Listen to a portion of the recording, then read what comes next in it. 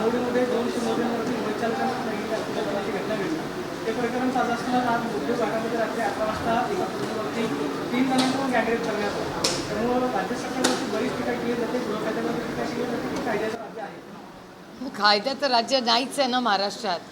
गेले 1 ते 1.5 वर्ष सातत्याने मी ही गोष्ट बोलते आणि वारंवार अनेक वेळा भारतीय जनता पक्ष माझ्यावर नाराज होतो त्याच्यामुळे.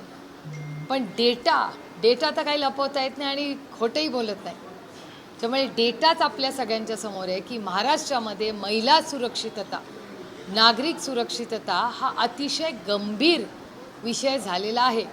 काल पुण्यामधली घटना, काल रात्री बावदेव जी घटना झाली ती भयानक आहे.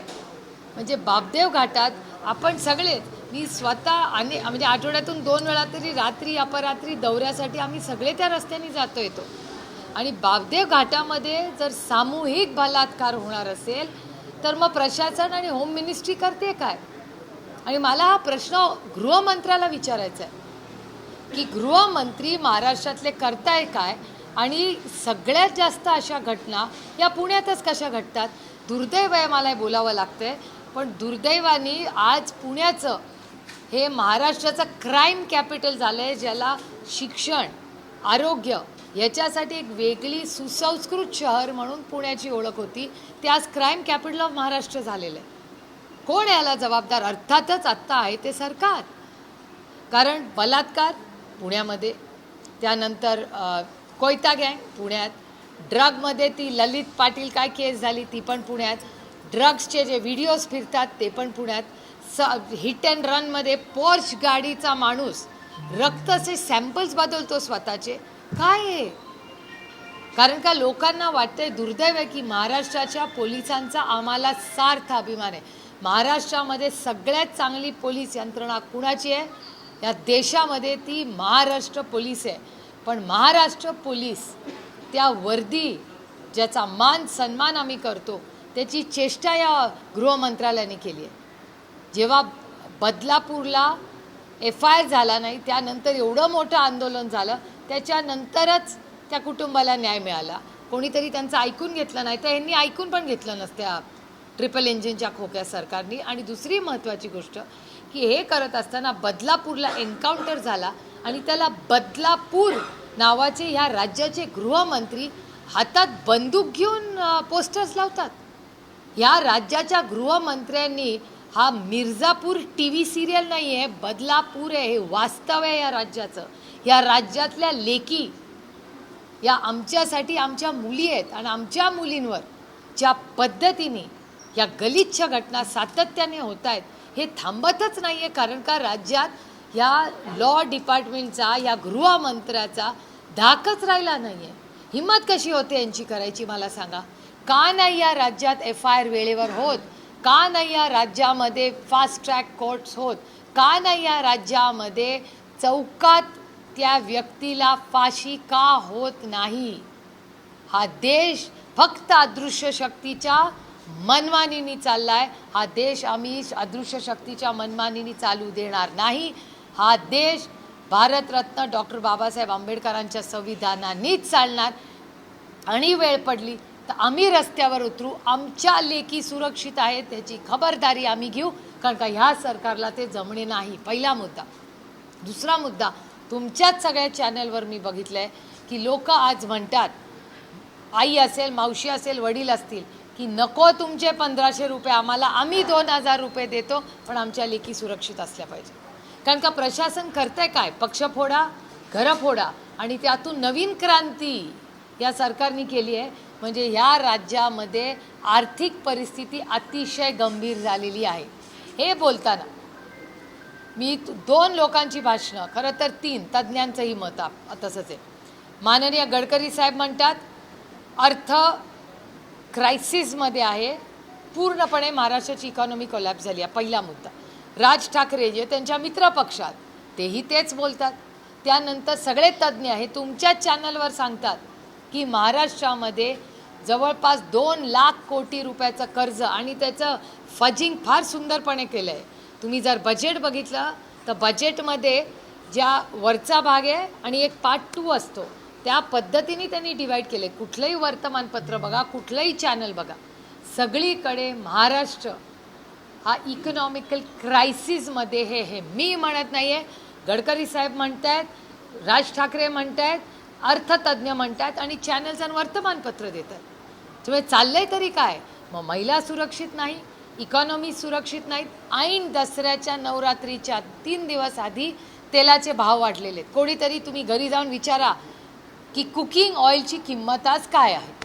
महागाई प्रचंड वाढलेली आहे, बेरोजगारी वाढलेली आहे आणि प्रचंड भ्रष्टाचार या सरकार करते. हा आरोप आहे माझा या सरकार. गृह खात्यावर तुम्ही आज नाही गेल्या अनेक दिवसापासून प्रश्नचिन्ह निर्माण केले. Thank God. बदलापूर प्रकरण असू द्या किंवा महाराष्ट्रातलं इतर प्रकरण पुण्याचं ड्रग्स केस असू द्या, पण कारवाई मात्र झाली नाहीये. गृहमंत्री कधीच समोर येऊन बोलायला तयार नाही किंवा राज्यातलं कुणीही बोलायला तयार नाही. याला पर्याय म्हणून काय बघायचं? नाही तू पर्याय म्हणजे हे सरकार घरीच पाठवणे. या सरकार दुसरा काही मार्गच नाही आहे. कारण का ह्या तुमच्या प्रश्नातच माझं उत्तर आहे. मी गृहमंत्र्याला वैयक्तिक आजपर्यंत कधीही बोलले नाही आणि कधी बोलणार नाही, माझे संस्कारच नाही. पण मला कोणीतरी या प्रश्नाचं उत्तर द्यावं. ज्या बावदेव घाटातून आपण सगळे रोज जा ये करतो तिथे सामूहिक बलात्कार होतो. प्रचंड म्हणजे अस्वस्थता, म्हणजे मला विश्वासच बसत नाही की आपल्या पुण्यामध्ये एखादी मुलगी बापदेव घाटात जाते आणि तिचा सामूहिक बलात्कार होतो. आणि 10-10:30ची गोष्ट ते एका ड्राईव्हसाठी गेले. चालले तर कुणाला भीतीच राहिली नाही या राज्यामध्ये. आणि मला प्रश्न गृहमंत्र्याला विचारायचं, काही नैतिकता राहिली की नाही? या सरकारला तर अधिकारच नाही आहे सरकारमध्ये राहायचा मला विचारायचं. कारण का फक्त बिग तिकीट प्रोजेक्ट्स जिथे मोठे कॉन्ट्रॅक्ट्स आहेत एवढीच कामं हे सरकार करतं. बाकी यांचं कुठलंही काम नीट चाललेलं नाही. कुठलाही डेटा बघा तुम्ही. आणि हे सगळं वर्तमानपत्र, मी कुठलीही गोष्ट अशी सांगत नाही. तुम्ही महिलांच्यावर होणाऱ्या अत्याचारांचा डेटा काढून बघा. आणि हा डेटा माझा नाही आहे. महाराष्ट्र सरकार आणि केंद्र सरकार दोन्ही सरकारं भारतीय जनता पक्ष आणि त्यांच्या मित्रपक्षाची आहेत. Data speaks louder than words. हा डेटा माझा नाही आहे, हा होम मिनिस्ट्री गृह मंत्रालयाचा डेटा आहे. आणि नाही तर पक्ष फोडा, घरं फोडा, इन्कम टॅक्सची नोटीस पाठवा. मला सांगाव, ईडी, सीबीआय आणि इन्कम आईस म्हणजे बर्फ नाही, इन्कम टॅक्स, सीबीआय आणि ईडी आईसच्या वेळीस ह्यांची यंत्रणा कशी चालते हो? त्याच्या वेळीस पक्ष फोडायला यंत्रणा चालते. आमचे पक्ष फोडायचे, पक्ष घ्यायचे, चिन्ह आमची न्यायची, ह्याच्यात त्यांना सगळी यंत्रणा स्मूथली चालते. मग महिला सुरक्षितते त्यांची चालत नाही यंत्रणा का? या महाराष्ट्रातली लेक सुरक्षित नाही. आता कोण याला जबाबदार? याला जबाबदार हे ट्रिपल इंजिनचं भ्रष्टाचारी सरकार आहे. इंदापूरमध्ये हर्षवर्धन पाटलांचा पक्षामध्ये ते जाणार असं त्यांनी जाहीर केलेलं आहे. पुढच्या काही दिवसामध्ये त्याची तारीख काही ठरली आहे का? असंही म्हणाले की काल मी मुंबईमध्ये सुप्रियाताईंची भेट घेतली. माझी नाही, पवार साहेबांची भेट घेतली. त्यांनी तुमचंही नाव घेतलं की त्यावेळेस नाही, मी होते पण ते पवार साहेबांना भेटले. त्याचा कधीपर्यंत पक्षप्रवेश होऊ शकतो? आणि एक सगळ्यात महत्त्वाचं म्हणजे की त्यावेळेस हर्षवर्धन पाटील भाजपमध्ये गेले, त्याची एक वाक्य खूप गाजलेलं होती की आता मला शांत झोप लागते. आज त्यांना पत्रकारांनी प्रश्न विचारला की आता तुम्ही शरद पवार गटामध्ये जाणार आहात, त्याच्यावरती त्यांनी नो कमेंट्सचं उत्तर दिलं. राज्यामधलं वातावरण बदलते, त्यामुळे भाजपचे नेते शरद पवार पक्षामध्ये प्रवेश करतात असं मला वाटतं. खरं तर हर्षवर्धन भाऊ आणि आमचे म्हणजे पाटील आणि पवार कुटुंबांचे 6 दशकाचे ऋणानं बंद आहे. त्यामुळे अतिशय आमचं प्रेमाचं नातं आहे. जरी ते काही वेगळ्या संघटनेत काम करत होते तरी त्या 10 वर्षामध्ये ना हर्षवर्धन भाऊ किंवा त्यांच्या कुटुंबाकडून किंवा आमच्या कुटुंबाकडून कधीही कटुता आम्ही नात्यात येऊ दिली नाही. आमचा संघर्ष जरूर झाला असेल पण तो राजकीय होता, तो वैयक्तिक कधीच नव्हता. त्याच्यामुळे आज आम्हाला पुन्हा एकदा एकत्र काम करायची संधी मिळते ही माझ्यासाठी एक अतिशय आनंदाची आणि समाधानाची गोष्ट आहे. त्यांच्यावर अनेक वर्ष आदरणीय पवारसाहेबांनी त्यांचं तर अतिशय प्रेमाचं नातं आहे उभ्या महाराष्ट्राने पाहिलेलं आहे. आणि त्यांच्या प्रत्येक इलेक्शनला आदरणीय पवारसाहेब आवर्जून पहिला दौंडचा प्रचार, मग इंदापूर आणि मग बारामती, हे अनेक वर्ष आदरणीय पवारसाहेबांनी केलेलं. आणि त्यांच्या कुटुंबांचे आमचे फार प्रेमाचे संबंध आहेत. आणि आज पुन्हा एकदा आम्हाला एकत्र काम करायची संधी मिळते, आमच्यासाठी अतिशय आनंदाची गोष्ट आहे. आणि म्हणजे लोकसभेपासूनच तुम्ही बघताय महाराष्ट्रात हवा तर बदलतेच आहे. काही राज्यात हवा बदलली, बारामतीत पण हवा बदलणार आहे. राज्यात हवा बदललेली आहे. आता त्याचा अर्थ काय काढायचा तुम्ही तेवढे खूप बारामतीमध्ये इंदापूरमध्ये पाटील म्हणजे मला आता शांत झोप लागते त्याच्या आता ते तुमच्याकडे आल्यानंतर त्या झोपेवर तुमच्याकडे औषध आहे का? एक दुसरा मुद्दा की आता जे काही लोक तुमच्या प्रामाणिकपणे तुमच्याबरोबर लोकसभेला राहिले, अत्यंत खडतर परिस्थितीमध्ये त्यांनी काम केलं, त्यांचा यांच्या पक्षाला किंवा पक्षामध्ये येऊन उमेदवारी देणारा विरोध आहे, त्याच्यावर आपली भूमिका काय असणार? एक तर जे पहिल्या दिवसापासून म्हणजे 2 जुलैपासून आजपर्यंत जे पक्षात राहिले त्यांचा मान सन्मानच होईल. आय रिपीट मायसेल्फ, 2 जुलैपासून आजपर्यंत जो व्यक्ती आदरणीय पवारसाहेबांवर विश्वास ठेवून राहिला त्याचा मान सन्मान फक्त आत्तापुरतं नाही, आयुष्यभर राहील आणि त्याची नैतिक जबाबदारी माझी आहे. त्याच्यामुळे ते मी करेन आणि पक्षामध्ये कुणावरही अन्याय होणार नाही ही जबाबदारी माझी आहे. अर्थातच मी इथली लोकसभेची लोकप्रतिनिधी आहे, त्याच्यामुळे ह्या मतदारसंघात माझी जबाबदारीच आहे की प्रत्येक ज्यांनी संघर्षाच्या काळात जो व्यक्ती एकत्र राहिला त्याचाही मान सन्मान होईल आणि जो आदरणीय पवारसाहेबांवर विश्वास ठेवून पक्षात येत असेल तर अर्थातच त्याचाही मान सन्मान. बारामतीमध्ये बोलताना असं म्हणाले की तुम्ही अनेक नाते अनुभवले, भाऊ आणि बहिणीचं नातं अनुभवले, चौथा आणि पुतण्याचा नातं जे आहे तुम्ही अनुभवलेलं आहे. आता मला काही त्याच्यावरती बोलायचं नाही, मात्र विधानसभेला जो मी उमेदवार देईल तो तुम्ही निवडून द्या. याचा अर्थ असा घ्यायचा की अजित पवार बारामतीमधून लढणार नाही. लोकसभेनंतर तुम्ही असं म्हणाला की राज्यातली हवा बदलली, हवेची जाणीव झाली का?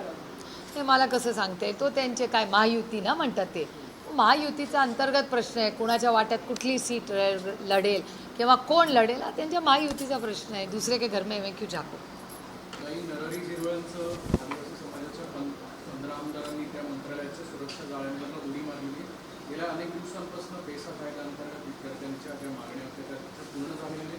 पुन्हा थेट आमदारांनाच या मंत्रालयाच्या जाळ्यांवर उडी मारायला कसं बघताय? मी तुम्हाला खरं सांगू, हा अतिशय गंभीर विषय. ह्या राज्यातल्या सत्तेत असलेले आणि झिरवळ साहेब फक्त आमदार नाही आहेत, ते डेप्युटी स्पीकर पण आहेत, म्हणजे कॉन्स्टिट्यूशनल पोस्टवर ते आहेत. एक कॉन्स्टिट्यूशनल पदावर असणारा सत्तेत असलेल्या आमदाराला असं वाटणं की इथून आपण उडी मारावी ह्याचा अर्थ की हे सरकार जाण्याची वेळ आलेली आहे. मला विचाराल तर या सरकारला सत्तेत राहायची नैतिकताच राहिली नाही आहे. जर सत्तेतला आमदार उडी मारत असेल तर आपण सगळ्यांनी विचार केला पाहिजे की सत्तेमधल्याही लोकांमध्ये किती अस्वस्थता आहे. मी त्या जागे असते आणि माझा कॉन्स्टिट्यूशनल अमेंडमेंट झालेला सत्तेत असलेला आमदार जर अशी उडी मारली असती आणि मी त्या संघटनेत कोणीही असते तर मी तर राजीनामा दिला असता. कारण का इट इज शॉकिंग. सत्तेत असलेला आमदार कॉन्स्टिट्यूशनल पोस्टवर आहे, तो मंत्रालयात जाऊन जीव द्यायचा प्रयत्न करतो. ह्याच्यापेक्षा काय अपयश या सरकारला पाहिजे? काय किती सहन करायला लावाल, किती अन्याय कराल आणि किती अत्याचार कराल तुम्ही लोकांवर? जोपर्यंत सगळ्यांना तुम्ही संपवत नाही काय ह्यांना सगळ्यांचे मृतदेहच बघायचे असं आहे गलिच्छ सरकार. एक तर मुलांची सुरक्षितता नाही, इथून मंत्रालयाच्या वास्तूमधून ज्या वास्तूमध्ये या राज्यात मंगल कलश आणून कैलासवासी यशवंतराव चव्हाणांनी महाराष्ट्राच्या कामाची सुरुवात केली, त्या पवित्र मंत्रालयामधून आज सत्तेत असलेला आमदार जीव देण्याचा प्रयत्न करतो. हे किती दुर्दैवी आणि वेदना देणारं आणि अस्वस्थ करणार आहे. मला आश्चर्य वाटतं यांना त्या बिल्डिंगमध्ये जायचीच हिंमत कशी होते आणि यांना झोप कशी लागते या सरकारला. हे धक्कादायक आहे. महाराष्ट्र नाही देशाच्या इतिहासात कधी झालं नसेल. हा काळा दिवस आहे महाराष्ट्रासाठी. झालेला सामूहिक बलात्कार आणि एका सत्तेत असलेल्या आमदारांनी जीव द्यायचा जो प्रयत्न केला तो अतिशय घातक आहे. गेल्या काही दिवसापासून तुम्ही अनेक चॅनलचे कॉन्टेंट असू द्या, प्रेस असू द्या किंवा भाषणं असू द्या, काही सरकारला धारेवर धरताना पाहायला मिळत आहेत, काही महाराष्ट्रात ॲक्टिव्ह होत आहेत. यामागचं नेमकं कारण ॲक्टिव्ह असं नाही, ही आपली कर्मभूमीच आहे ना. महाराष्ट्र आहे म्हणून दिल्ली आहे. त्यामुळे अर्थातच ज्या महाराष्ट्राने ज्या बारामतीकरांनी मला निवडून दिल्लीला पाठवलं, आता महाराष्ट्राच्या स्वाभिमानासाठी आम्हाला लढायचं आणि आम्ही 8 खासदार आणि बाकीचे 31 खासदार आम्ही सगळे फील्डवर आहोत. कारण का आम्हाला दिल्लीतून जेव्हा आम्ही निवडून गेलो आम्हाला दिसतं आहे महाराष्ट्राची आर्थिक परिस्थिती काय आहे, सामाजिक परिस्थिती काय आहे, महिलांच्या सुरक्षिततेची काय आहे, प्रचंड भ्रष्टाचार, महागाई, बेरोजगारी. अहो डेटा बघा ना बेरोजगारीबद्दल. या पुणे जिल्ह्यात लांब कशाला जा, आपण पुण्यात बसलो.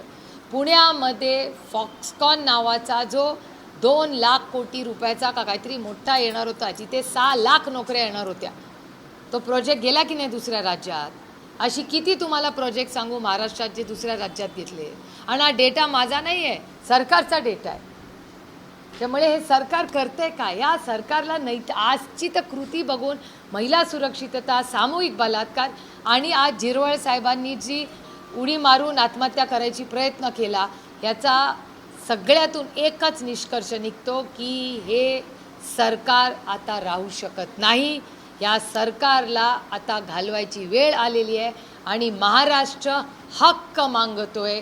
जर झिरवळ साहेबांना आज मंत्रालयातून उडी मारावी लागत असेल तर सामान्य माणसांनी काय करावं मग? तुम्ही विचार करा, याचा फार गंभीर विषय आहे. रणनीतीवाल्यांची मागणी होती की मुख्यमंत्र्यांनी आम्हाला भेटावं. जे विधानसभेचे उपाध्यक्ष आहेत, संविधानिक पदावरती आहेत, त्यांना मुख्यमंत्र्यांची वेळ घ्यावी लागते किंवा आमदारांना मुख्यमंत्र्यांना भेटण्यासाठी थेट मंत्रालयाच्या जागेवरती उडी मारावं लागतं. मुख्यमंत्री सातत्याने सांगतात मी सर्वसामान्यांचा मुख्यमंत्री आहे, मात्र ते आमदारांना भेटत नाही असं म्हणावं. तुमच्या प्रश्नातच माझं उत्तर आहे. मला सांगायचीच गरज नाही आहे. तुम्ही विचार करा, सत्तेमध्ये असलेला आमदार संविधानिक पदावर आहे, तो मंत्रालयातून जीव द्यायचा प्रयत्न करतोय. किती म्हणजे मी तर ती बातमी ऐकल्याने मी पॅनिक झाले, मी घाबरले. म्हटलं अरे बापरे झिरवळ साहेब बरे आहेत ना. मी लगेच फोन केला, त्यांच्या कुटुंबाला फोन केला की अरे बापरे. आणि हा झिरवळ साहेबांमध्ये हा खूप एक चांगला शून्यातून कष्टातून मोठा झालेला आदिवासी नेता आहे तो. झिरवळ साहेबांनी फार संघर्ष केला आहे आयुष्यात. अशा संघर्ष करणाऱ्या माणसात एवढी नैराश्य आली आहे की त्याला वाटावं की आपण जीव द्यावा. म्हणजे विचार करा, संघर्षातून केलेला माणूस आहे तो. त्यामुळे झिरवळ साहेबांच्या मनाची अस्वस्थता किती असेल. आणि सत्तेमध्ये आहेत, मी पुन्हा म्हणते, सत्तेमध्ये असलेल्या आमदारांनी आत्महत्या करायचा प्रयत्न केला. काय भयानक गोष्ट आहे ही. किती असंवेदनशील हे सरकार आहे. महिलांच्या बाबतीत तर आहेत, शेतकऱ्यांच्या बाबतीत तर आहेत, पण स्वतःच्या ज्या आमदारांमुळे तुम्ही आज सत्तेत बसलाय त्यांचा पण जीव घ्यायचा पाप हे सरकार करते. ताई, तुम्ही पुण्याचं सातत्याने म्हणतात की क्राईम कॅपिटल झाली आहे. पुण्याचे जे पालकमंत्री आहे तर ते काही हे गुन्हेगारी रोखण्यासाठी उपाययोजना करताना दिसत नाही. हा प्रश्न मला विचारायचा आहे, जे तुम्ही सरकारला विचारला पाहिजे. कारण राज्याचे गृहमंत्री करतायत काय. मी सकाळी सांगितलं की या राज्याच्या नैतिकतेवर या गृहमंत्र्यांनी राजीनामा दिला पाहिजे. रोज बलात्कार होत आहेत, सामूहिक बलात्कार होत आहेत आणि हे थांबतच नाही आहे. याचा अर्थ कुणाला भीतीच राहिली नाही आहे त्या वर्दीची किंवा सरकारची. तुम्ही म्हणताय की मुख्यमंत्री आणि उपमुख्यमंत्री, पण पुण्यातले जे काही निर्णय घेत आहेत ते उपमुख्यमंत्री अधिकृत घेत आहेत. अधिकारी कोण आणायचा, कुणाला बसवायचं, कुणाला उठवायचं, कुणाला ठेवायचं, कुठलं पोलीस स्टेशनचं काय बसवायचं, हे सगळं दादांकडनं निर्णय होतात. मग असं असताना तुम्ही पुण्याच्या बाबतीत फक्त गृहमंत्र्यांनाच का? कारण का मी एकटा गृहमंत्री नाही, मुख्यमंत्री, DCM1 आणि DCM2 आणि सगळं सरकार जबाबदार. असं सिलेक्टिव्हली नाही करता येणार, सगळ्यांची जबाबदारी आहे. जेव्हा झिरवळ साहेब आत्महत्या करायचा प्रयत्न करतात तेव्हा मुख्यमंत्री, DCM1, DCM2 आणि CM तिघंही जबाबदार आहे त्याच्यासाठी.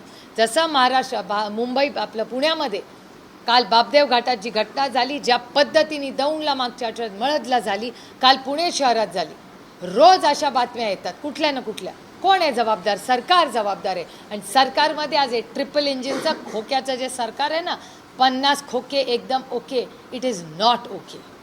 बारामतीची घटना घडली ना, अजितदादा लक्ष मोडमध्ये दिसले. सकाळी 6 वाजल्यापासून अधिकाऱ्यांची बैठक घेतली दादांनी, पण मग ठोस पाऊल करून बारामतीत अशी घटना होणं आणि दादांनी लगेच बैठक घेऊन आणि अधिकाऱ्यांना धरायला लागलं. तुम्ही मात्र काही त्याच्यावर बोलला नाही. कशावर? म्हणजे अजितदादांनी काय केलं म्हणजे, कारण पालकमंत्री बारामतीचे आमदार आहेत दादा. बारामतीत अशी घटना, कॉलेजमध्ये घटना, आणि बारामतीत एक घटना घडली, इंदापूरला एक घडली, पुरंदरला एक घडली, दौंडला एक घडली. गेल्या 1 महिन्यामध्ये 4 मोठ्या घटना पुण्यामधल्या वेगळ्या. अर्थातच सगळंच सरकार DCM 1, DCM 2 आणि CM आणि त्यांचं संपूर्ण सरकार याला जबाबदार आहे, कारण का ते निष्क्रिय आहेत आणि कधीही हे सरकार काही स्ट्रॉंग ॲक्शन घेत नाही. आमची अपेक्षा आहे की जिगोइझम करून चालणार नाही. हा देश हा संविधानाने चालतो आणि संविधानाच्या पद्धतीने fast FIR, fast track court आणि जाहीरपणे चौकात फाशी दिली पाहिजे जो व्यक्ती अशी गलिच्छ कृती करेल त्याला. ताई, बदलापूरची जेव्हा घटना घडली त्यानंतर ज्या आरोपीचा एन्काउंटर केला गेला त्यानंतर महाविकास आघाडीने संतप्त भूमिका मांडली पाहायला मिळाली, परंतु आज संजय राऊतांनी पुण्यातील घटनेतील तिन्ही आरोपी जे आहेत त्यांचा एन्काउंटर करा असं सांगितलेलं आहे. त्यामुळे संभ्रम निर्माण होतोय महाराष्ट्रात. संभ्रम होत नाही आहे, एन्काउंटर. हे बघा, कुणाच्या घरी सामूहिक बलात्कार झाला ना तर मस्तकाला राग येतो, इतकं राग येतो सगळ्यांना, साहजिक आहे त्यांना म्हणणं. पण एन्काउंटर त्यांनी जर केला ना तर बंदूक घेऊन पोस्टर तरी करून, इतकं असंवेदनशील सरकारने असून. हे काय माचोइझम नाही आहे, ते ॲक्टर नाही आहे, ते पॉलिसी मेकर आहे. ते अक्षय कुमार शाहरुख खानला चांगलं दिसतं, मिर्झापूर TV सिरियलमध्ये चांगलं वाटतं, ते वास्तवतेत नाही आहे. हा देश संविधानाने चालतो, त्यांच्या पोस्टरबाजीनी चालत नाही. त्यामुळे दुर्दैव आहे की यांना सिनेमामध्ये जर ॲक्टिंग करायची असेल तर बॉलिवूड टॉलिवूड सगळे आहेत, तिकडे जावं ते. पण जर राज्यात मंत्रिपद करायचं असेल तर हातात बंदूक घेऊन गृहमंत्री राहणं हे अनकॉन्स्टिट्युशनल आहे. आणि एका मुलीचा बलात्कार झाला आहे, त्याचं एन्काउंटर झालं आहे, त्याची जाहिरातबाजी करता तुम्ही? लाज नाही वाटत या सरकारला? इतके असंवेदनशील आहेत की मतासाठी हे पण तुम्ही कराल? एकानी कोणी जाहिरात केली त्याच्यात सरकार पोलिसाची टोपी, दुसरा हातात बंदूक घेऊन फिरतंय. ही आहे हा छत्रपतींचा महाराष्ट्र आहे, शाहू फुले आंबेडकरांचा महाराष्ट्र आहे का कैलासवासी यशवंतराव चव्हाणांचा महाराष्ट्र? याचं उत्तर या सरकारने द्यावं मला. ताई, दावोस समिटमध्ये महाराष्ट्राचा पोर्टफोलिओ जो गेला होता तिथे साधारण 1 करोड रुपयाचं बिल पेंडिंग आहे. तिथल्या कंपनींनी आता नोटीस पाठवली की 1 करोड रुपयांचं बिल जे आहे ते तिथे गेलेल्या महाराष्ट्राच्या पोर्टफोलिओने लवकर करावं. महाराष्ट्रातल्या उद्योजकांसाठी त्या दावोस समिटकडे गेलेल्या लोकांचा हा इन्सल्ट नाही आहे, म्हणजे शासन हे बिल पे का करत? बिल पे करत नाही. एक तर हा प्रश्न तुम्ही तिकडे मुंबईच्या तुमच्या लोकांना सांगा विचारायला, त्यांच्या डिपार्टमेंट्सला.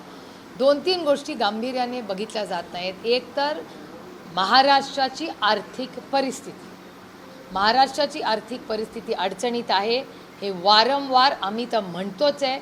जयंत पाटलांनी हा मुद्दा डिसेंबरमध्ये मांडला होता विधान भवनमध्ये त्यांच्या भाषणामध्ये. त्यानंतर गडकरी साहेब बोलले, त्यानंतर राज ठाकरे बोलले, अर्थतज्ञ सगळे बोलले. आम्ही सगळे हे वारंवार सांगतोय. आणि एक थोडक्यात तुम्हाला सांगते, ॲक्ट माननीय अटलजी जेव्हा प्रधानमंत्री होते तेव्हा केला होता FRBM act, fiscal deficit management ज्याला म्हणतात, तो ॲक्ट त्यांनी केला होता. त्या ॲक्टमध्ये 3% जास्त फिस्कल डेफिसिट, जो डेफिसिट आहे त्याला कॅप केला होता तो नंबर. म्हणजे जर तुम्हाला लोन घेतलं तर तुम्हाला जो पैसे परत करायचे ते 3%च्याहून जास्त असता कामा नये, नाहीतर तुमचं राज्य दिवाळखोर होईल. हे मत माझं नाही, तज्ज्ञांचं आहे. आणि अटलजी जेव्हा प्रधानमंत्री होते तेव्हा हा FRBM ॲक्ट त्यांनी मांडला होता. तो त्यांनी मांडला. ते जरी भारतीय जनता पक्षाचे असले तरी आम्ही चांगल्या कामांचं कौतुक करतो. तर तो ॲक्ट आम्ही पास केला आणि माननीय मनमोहन सिंग साहेब जेव्हा मुख्य प्रधानमंत्री झाले 10 वर्ष तो ॲक्ट आम्ही चालवला, FRBM ॲक्ट. त्या ॲक्ट नंतर हे सरकार, आधी मोदीजींचं सरकार, त्यानंतर NDA सरकार, हे आल्यापासून हा FRBM ॲक्ट यांनी पूर्णपणे गुंडाळून ठेवलेला आहे. कुठलाही नियम कायदा FRBM ॲक्टचा पाळला जात नाही. पहिला मुद्दा. आणि दुसरा महत्त्वाचा मुद्दा की FRBM ॲक्ट पाळताना अनेक वेळा तुमच्या चॅनलवर आणि वर्तमानपत्रातवर येतं की फायनान्स डिपार्टमेंटनी ऑब्जेक्शन घेतलं की अरे आमचा विरोध आहे ह्याला, तरी त्या वृत्तमंत्र्याच्या सजेशन्सला ओव्हररूल केलं जातं. कॅबिनेटमध्ये त्याला केराची टोपली दाखवली जाते त्या विरोधाला. आणि तरी जरी ते राज्याच्या हिताचं नसेल, आणखीन आपल्याला लोन घ्यायचं असेल, तरी असे चुकीचे निर्णय जे इकॉनॉमिकली चुकीचे असतील लाँग टर्ममध्ये, FRBM ॲक्टलाही केराची टोपली या सरकारने दाखवली आहे. अशा ॲक्टची धज्जिया त्यांनी उडवली आहे. आणि जरी वृत्त मंत्रालयाचं ऑब्जेक्शन असलं तरी सातत्याने महाराष्ट्र सरकार कॅबिनेटमध्ये असे निर्णय घेतं आणि हेच माननीय गडकरी साहेब परवा बोलले. काही समाविष्ट गावामध्ये लोकांचा जे प्रश्न आहे, रस्ते, पाणी, कारवाई या संदर्भात ते प्रश्न सुटत नाही. विकास करायच्या संदर्भात पण मध्यंतर राज्य सरकारने आदेश देताना त्यावरती स्थगिती लावली. आता पुन्हा प्रॉपर्टी टॅक्स दिला लोकांना. हो, कारण काही इलेक्शन होतं लोकसभेचं, तेव्हा त्यांनी ते शॉर्ट टर्म गेन म्हणून केलं होतं.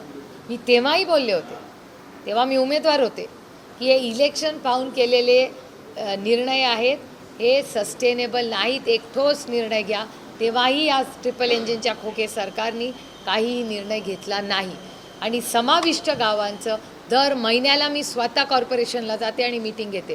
का ह्यांनी तुम्ही बघितलं आहे, जिल्हा परिषद, पंचायत समिती आणि कॉर्पोरेशन, नगरपालिका, महानगरपालिका याची इलेक्शन्स का होत नाही आहेत? कारण का तुम्ही सेनेटचं पण बघितलं काय झालं. सेनेटच्या इलेक्शनमध्ये उद्धव ठाकरेंच्या नेतृत्वाखाली आदित्य ठाकरेंनी 10 पैकी 10 सीट जिंकले ते. म्हणूनच त्यांना इलेक्शन नको आहे. कारण का त्यांना समजलेलं आहे आता की आपण इलेक्शन घेतले तर आपण सगळीकडे आपल्याला अपेक्षित असं यश मिळणार नाही. त्याच्यामुळे जिल्हा परिषद, पंचायत समिती, महानगरपालिका आणि नगरपालिका याचं कुठलंही इलेक्शन होत नाही आहे. हे दुर्दैव आहे. मगाशी प्रश्नाचा तुम्ही असं म्हणाले की महाविकास आघाडी आणि राष्ट्रवादीचे सगळे खासदार ऑनफिल्ड आहेत. एक प्रश्न असा येतो की जागा वाटपाबाबत अजून काही झालं नाहीये. अनेकदा कॉन्ट्रॅक्टमधून तुम्ही आणि आदित्य ठाकरेंनी सांगितले की 99% झाले. तुम्ही त्या प्रोसेसमध्ये आहात का आणि जागा वाटपाचा प्रश्न कधी सुटेल? नाही, प्रत्येकाचा रोल इलेक्शनमध्ये प्रत्येकाच्या जबाबदाऱ्या वेगळ्या असतात. काही लोक आमच्यातले वरिष्ठ नेते हे सीट शेअरिंगला बसतात, काही आम्ही प्रचारामध्ये असतो, काही आम्ही लोक पुढच्या आमच्या जाहिराती, कॅम्पेन, टॅगलाईन्स ह्या सगळ्या कामात व्यस्त असतो. त्यामुळे it is division of labour. सगळं काम करत नाहीत. प्रत्येक सगळ्या आम्ही आणि म्हणजे महाविकास आघाडी आणि मित्रपक्ष यांनी कामाचं विभाजन केलं. त्यामुळे त्या कामाच्या विभाजनाप्रमाणे आम्ही सगळी कामं करतो. It's a team work.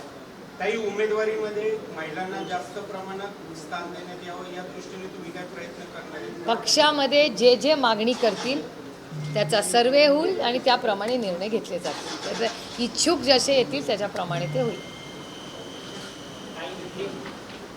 अभी हिंदी भी चालो. गेल्या 6 महिन्यात 1267 शेतकऱ्यांनी आत्महत्या केल्या. म्हणजे जवळपास 6 शेतकऱ्यांनी आत्महत्या राज्यामध्ये केलेल्या आहेत.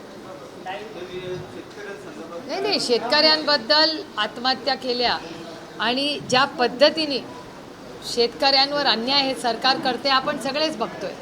सगळे शेतकरी अनेक वेळा रस्त्यावर येतात. कांदा, सोयाबीन, कपास, दूध, कुठे न्याय मिळाला आहे शेतकऱ्यांना? हमी भाव पण देत नाही आहे सरकार. चलो.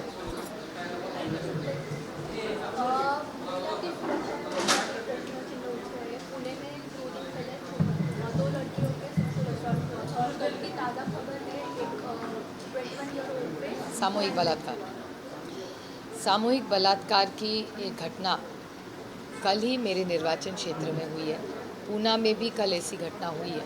और ये बहुत दुख की बात है कि महाराष्ट्र में लॉ एंड ऑर्डर का सिचुएशन बहुत ही ख़राब हो चुका है. महिलाओं की सुरक्षितता ये बहुत बड़ा एक आह्वान और महाराष्ट्र सरकार का फेलियर ये हो चुका है. इसलिए इस बार सरकार तो बदलनी ही पड़ेगी क्योंकि इस सरकार से कुछ काम नहीं होता.